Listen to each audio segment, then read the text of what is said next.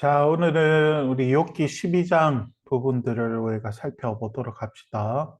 음, 욥기는 중간 이제 중심 부분들이 욥의 세 친구와 그리고 욥의 그 이제 주고받는 논쟁이 중심으로 되어 있는데 그게 크게 세 사이클로 되어 있다고 했었어요. 첫 번째 사이클이 4장부터 14장까지고 그리고 두 번째 사이클이 15장부터 21장 가지고 세 번째 사이클이 22장에서 27장까지 그리고 나머지는 욥의 독백처럼 혼자 이야기를 하다가 이제 그 42장 마무리로 이제 향하게 되는데 우리가 지금 하고 있는 부분들은 이제는 그 A 파트의 이제 마지막 부분을 우리가 살펴보고 있거든요. 그래서 첫 번째 사이클의 욥의 마지막 응답 중에 하나의 한 부분의 내용들을 보고 있는데 우리가 살펴봤듯이 어제 나왔던 이제 그 앞장에서의 소발의 비판이 나왔었는데 그것을 다 들은 욥이 이제는 공개적으로 친구들에게 응답하고 있는 내용들로 채워져 있는 거죠. 욥은 소발의 말에 저항이라도 하는 듯하게 계속해서 말하거든요. 지금까지 친구들에게 답변했던 내용보다 더 길어요. 왜 기냐면 생각나는지 모르겠지만 소발이 앞에서 왜 너는 입만 살았니? 그리고 왜 그렇게 말이 많아? 이렇게 얘기를 했었거든요. 그래서 그런지 욥이 진짜 더 많이 얘기했어요. 앞에 나왔던 엘리바스나 빌닷의 그 내용을 합친 것보다 더 많은 이야기를 길게 하거든요. 그래서 그런 재미난 부분도 있다라고 생각을 하고 우리가 한번 넘어가 보도록 합시다. 오늘 첫 번째 단락은 1절에서 6절까지 나오는 내용인데 일단은 한번 본문부터 읽어볼게요. 욥이 응답하여 말했다. 참으로 자네들만 제대로 된 사람이로구나. 자네들이 죽으면 지혜도 따라 죽겠구나. 자네들뿐 아니라 내게도 머리가 있다네. 내가 자네들보다 떨어지지는 않다네. 그런 걸 모르는 사람이 어디 있겠나라고 시작하는데요. 이제 욥이 친구들에게 빈정대고 있어요. 소발에게 대답하는 것도 아니고 너희들이라고 하면서 이인칭 복수를 쓰고 있거든요. 그러니까 앞에서도 얘기했지만 무엇인가 그 소발 안에 엘리바스든 빌닷이든 한 사람에게 얘기를 한다는 것은 그때 당시에는 공동체성을 가지고 있었기 때문에 모두를 향한 메시지가 될 수 있다고 했잖아요. 그런데 오늘 이 본문에 와서는 마지막 사이클에 들어와서는 아니 첫 번째 사이클의 마지막에 들어와서는 욥이 이제는 정말 2인칭 복수를 쓰면서 너희라고 딱 지목하고 있거든요. 그러니까 욥이 왜 화가 났냐면 욥을 위로하고자 찾아왔던 친구들이 오히려 욥을 정죄하고 가르치려고 했던 거죠. 사실 그냥 위로만 해줘도 욥이 견딜까 말까인데 얘들이 찾아와 가지고 그냥 오히려 네가 죄를 지었기 때문이라고 얘기를 하고 그리고 또 가르치려고 하니까 욥이 화가 났던 것 같아요. 사실 규범적 지혜는 욥이 더 잘 지켰어요. 하나님이 인정하는 사람이었는데. 또 욥을 화나게 만드는 것이 뭐냐면 이 친구들이 자신들만이 규범적 지혜를 가진 사람처럼 말하고 있기 때문에 그렇거든요. 그래서 2절, 3절도 하는 말이 뭐냐면 왜 너희들만 지혜자라고 생각하 너희들 죽으면 지혜자가 다 죽어버리겠네? 이렇게 욥이 말하는 거죠. 그러면서 내게도 머리가 있다네 라고 말하고 있거든요. 원래 이 머리라는 말은 원문에는 레바브라고 해서 마음으로 되어 있거든요. 직역을 하자면 마음으로 번역할 수가 있는데 히브리인들은 마음을 어떻게 생각하냐면 판단과 인지의 기관으로 생각을 하거든요. 그래서 마음으로 이렇게 번역하기보다는 생각으로 이렇게 번역하는 것이 옳으리라 생각을 해서 이렇게 했는데 이런 표현을 봐서는 욥이 굉장히 마음이 상한 거죠. 그러면서 여러분 4절부터 부터 계속해서 이어나가는데 나는 단지 하나님께 대답해 달라고 외쳤을 뿐인데 그러니까 하나님 앞에서 너무 이거 이해할 수 없는 그 일들 앞에서 하나님의 응답을 구하는 말들이었는데 근데 이 친구들은 그걸 오히려 정지하고 판단하고 욥의 마음을 상하게 만들었단 말이죠. 계속해서 읽어볼게요. 친구라는 자들의 웃음거리가 되었구나. 하나님 앞에 바르고 온전한 자가 웃음거리가 되다니. 이게 욥의 솔직한 마음인 거죠. 그러면서 5절에 보면 인생의 고난을 겪지 않은 자네들의 생각은 완전히 망가진 사람에게 모욕을 더하는 것이며 더 이상 걸을 수 없는 자에게 폭력을 행사하는 것이라네. 6절 폭력을 행사하는 자들의 집안은 아무 문제 없고 하나님을 화나게 하는 자들은 안전한데 그것은 하나님께서 그렇게 하신 것이라니 이렇게 말하고 있죠. 여러분 친구들의 이 경솔한 판단과 그리고 조언이 욥을 웃음거리로 만들어 버렸어요. 욥은 지혜가 없는 것이 아니라 5절에 보면 그들은 욥과 같은 일을 당해본 적이 없단 말이죠. 그러니까 욥처럼 이렇게 심한 고난을 당해본 적이 없단 말이죠. 그런데 마치 욥을 잘 알고 있는 것처럼 욥이 당하고 있는 그 마음을 이해하는 것처럼 그들은 다 아는 것처럼 얘기를 한단 말이죠. 그러니까 욥이 화가 나는 거예요. 자신들은 그런 일들을 당해 본 적도 없는데 마치 욥을 당한 그 일들을 다 아는 것처럼 얘기한단 말이죠. 그러니까 욥에게 고난을 허락하신 또 하나님을 다 아는 것처럼 말하니까 욥은 이게 나를 비웃는 것처럼 웃음거리가 된다라고 생각을 했고 그리고 친구들의 그 정죄와 그리고 그들의 직설적인 말들이 욥으로 하여금 폭력이 되었던 거예요. 그만큼 아팠던 거예요, 욥이. 여러분, 고난은 그 일을 당한 사람만이, 그 사람만이 그 고통의 무게를 이해할 수가 있어요. 그래서 내가 보기에 아무렇지 않게 보이는 일도 어떤 사람에게는 정말 큰 고통일 수 있거든요. 그런데 욥은 하루에 전 재산을 잃었어요. 그리고 자녀들을 다 잃어버렸어요. 한 명도 아니고 다 잃어버렸어요. 자신도 몸에 병이 생겼단 말이죠.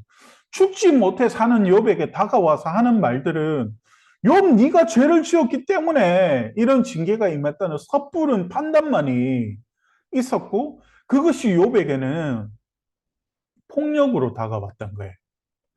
위로가 아니라. 여러분 힘든 사람에게 어떻게 해야 될까요? 한 가지 우리가 알 수 있는 거 열왕기상 큐티 할 때도 말했었는데 하나님처럼 하면 돼요. 그게 뭐냐면 하나님은 지쳐있는 엘리야에게 무엇을 가르치려고 하지 않았어요. 그냥 많은 말로 위로하려고 하지도 않았어요. 엘리야에게 천사를 보내셔서 떡과 고기를 먹이셨어요. 그리고 엘리야가 푹 쉬도록 해줬어요. 그리고 또 천사가 깨워가지고 어루만져 깨워가지고 또 떡과 고기를 줬어요. 이게 하나님의 방법이었어요. 하나님은 많은 말씀을 하지 않으셨어요. 고난이 당하면 여러분 그거 알아요? 진짜 심한 고난을 당하면 다른 말이 들리지 않아요. 우리의 그게 연약함이거든요, 사람의. 우리는 고통 속에 있으면 그것만 보이게 되거든요.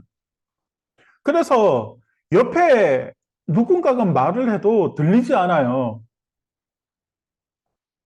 목사님 아버지께서 소천하셨을 때 많은 분들이 조언을 해주셨는데 거의 생각나지 않아요. 그런데 함께 있어준 사람의 얼굴만 생각나요.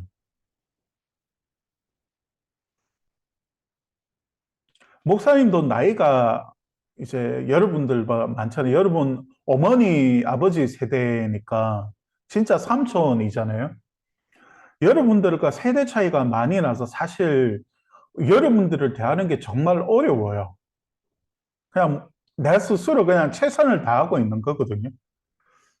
아직 그리고 나 같은 경우에 목사님은 솔로라서 자녀를 키워보지 않았잖아요. 여러분들과 같은 친구들을 키워보지 않았거든요. 그래서 더 모르겠는 거예요. 그래서 할 수 있는 게 뭐냐면 여러분 곁에 있으면서 말씀 전하고 그리고 여러분에 대해서 관심을 가지면서 지켜보면서 기도하는 거죠. 그리고 부모님들을 통하여서 여러분들의 소식을 최대한 알려고 하고 최대한 들으려고 하고 그래서 여러분이 어떤 고민을 하고 있는지를 좀 알고 싶어 하고 그것도 안 되면 여러분들 옆에 가서 이야기하는 거 놀고 있는 거 지켜보고 휴대폰 하고 있는 거 지켜보고 때로는 옆에 가서 그냥 앉아 있고 이게 여러분을 향한 저의 위로예요. 그게 여러분들 향한 저의 마음이요. 여러분 만약에 인과응보라는 기준만으로 하나님께서 판단하셨다면 지금 새 친구들도 언어를 통해서 욥에게 폭력을 행사했잖아요. 그러면 그들도 심판받아 마땅해요. 그런데 하나님은 징계하시지 않는단 말이죠. 그게 어, 6절에서 지금 욥이 하고 있는 내용이에요. 너희들은 지금 안전하지 않느냐는 거죠. 그러니까 세상은 인과응보로만 돌아가지 않는다라고 지금 욥은 친구들에게 말하고 싶어 하는 거죠.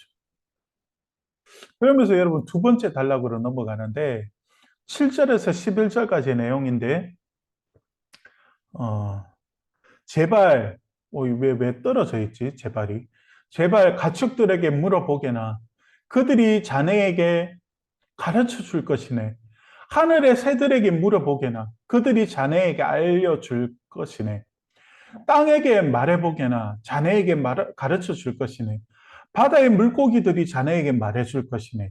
이것들 중에 하나님의 손으로 창조된 것을 모르는 것이 있던가? 라고 욥이 항변하고 있죠. 욥은 이제는 가축들에게 물어보러 가는 거예요. 요즘 사람들 같으면 집에서 반려동물을 많이 키우니까 욥이 여러분들에게 만약 예를 들어서 얘기를 한다면 집에 있는 고양이나 강아지에게 한번 물어보라는 것이죠. 이건 한국 사람이 특유의 욕하는 게 아니에요, 여러분. 그 동물 이야기가 나오고 하면 욕하는 것처럼 우리 한국 사람은 들릴 수 있는데 그런 의미는 아니에요. 그냥 정말 하나님이 창조하신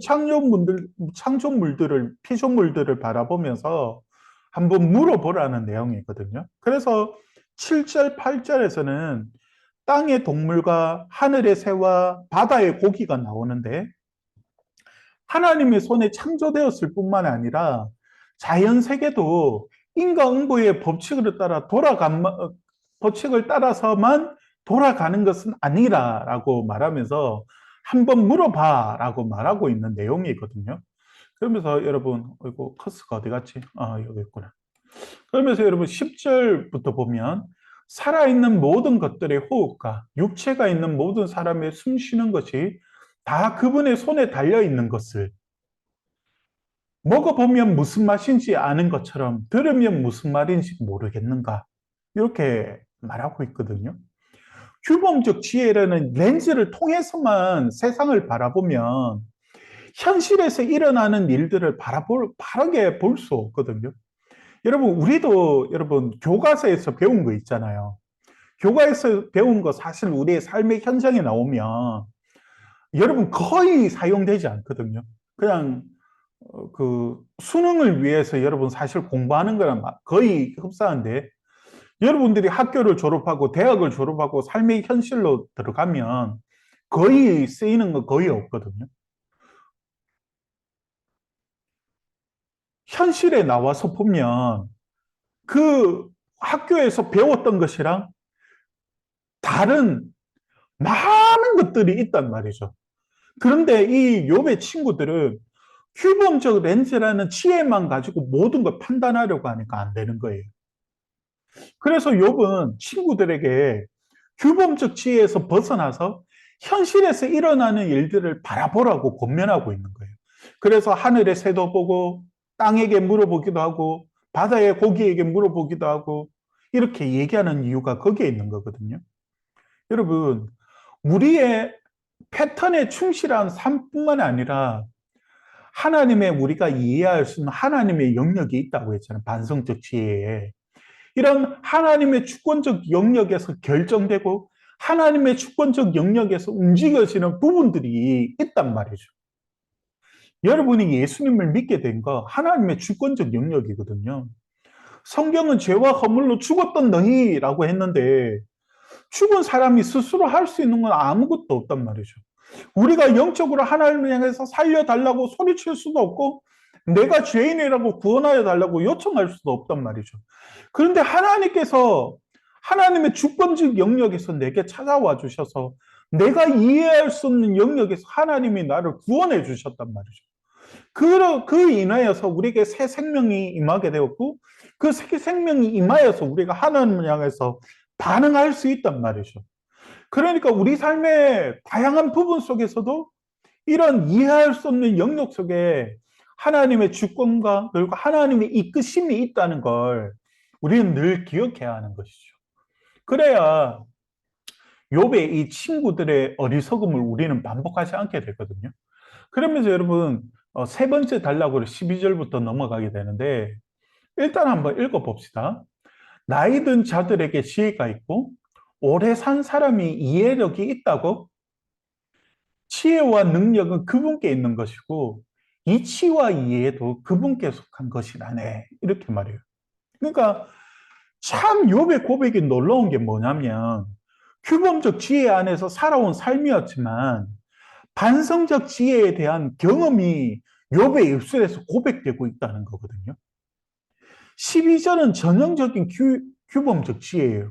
언젠가 한번 얘기했지만 머리에 머리가 백발이 되는 거, 그러니까 나이 든 거, 나이 들면서 쌓여진 그 경험들, 체험들, 그게 모두 지혜라고 했잖아요. 규범적 지혜에 속하는. 그래서 규범적 지혜 안에서 살아온 삶이었지만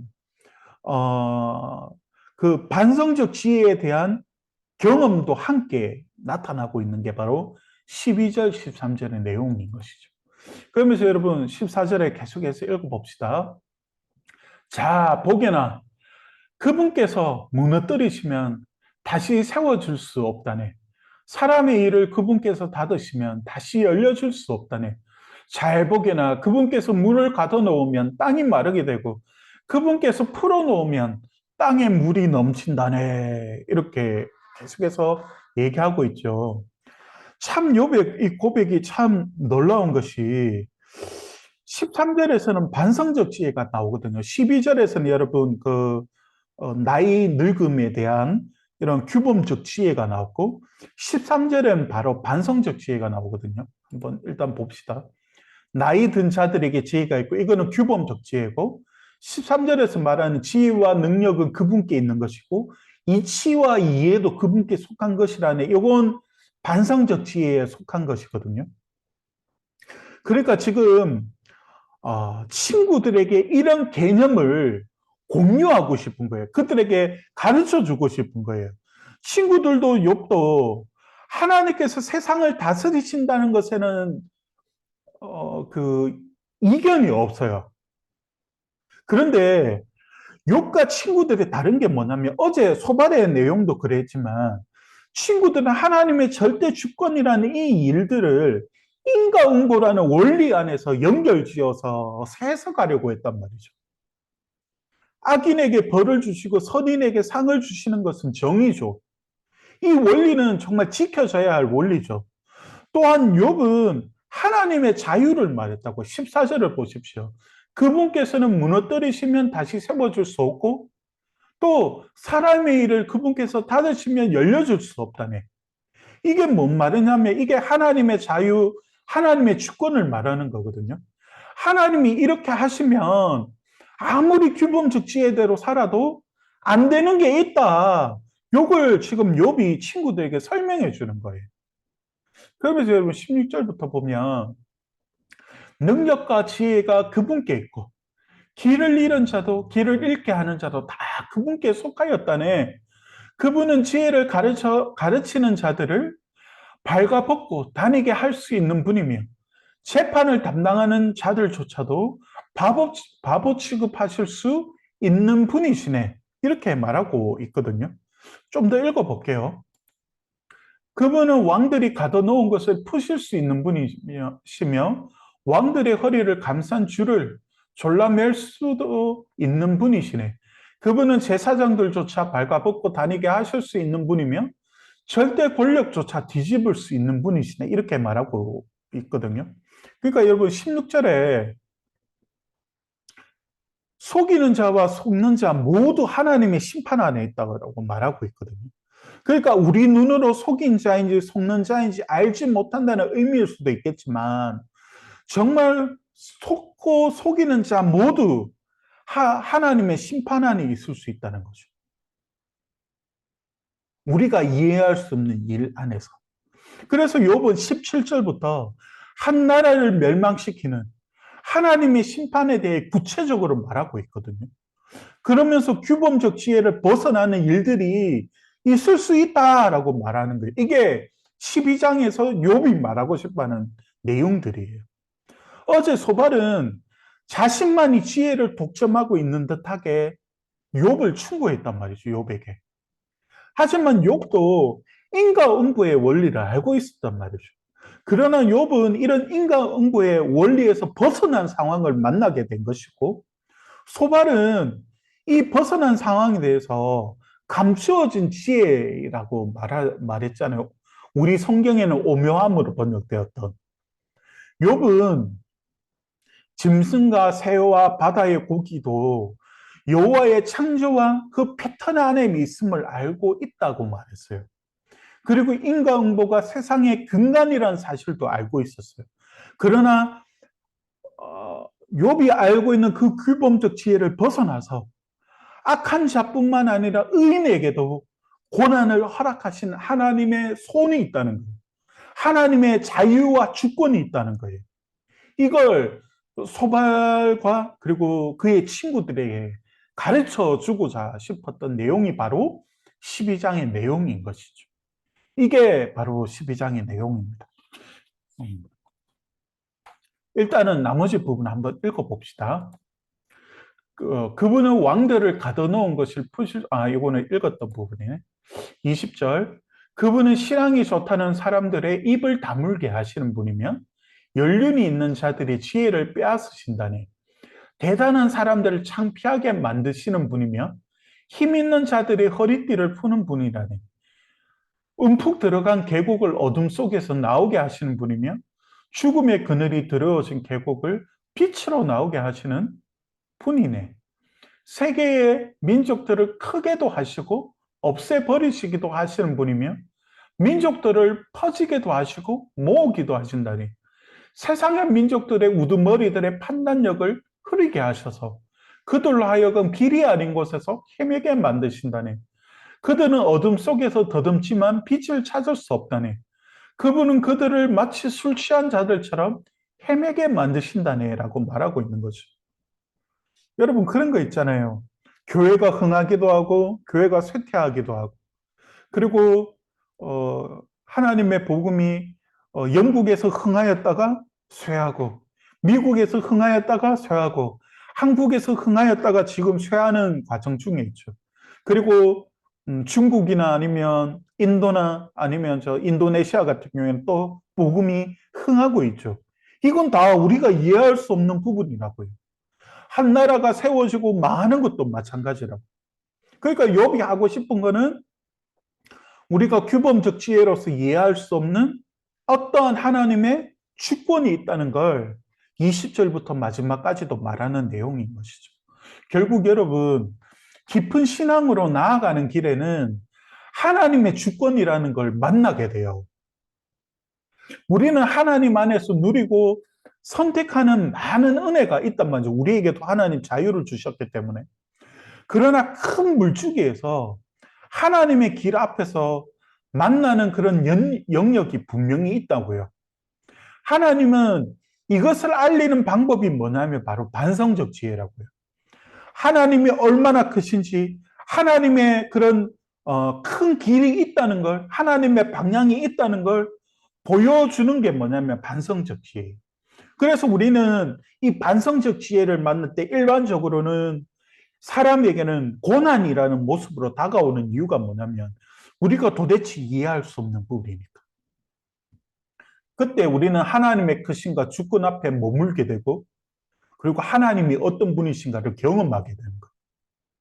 이게 욥기가 우리에게 말하고자 하는 내용이고, 그리고 깊은 믿음으로 나아가는 하나의 하나님의 방법이라고 우리에게 말해주는 내용이기도 한 것이죠.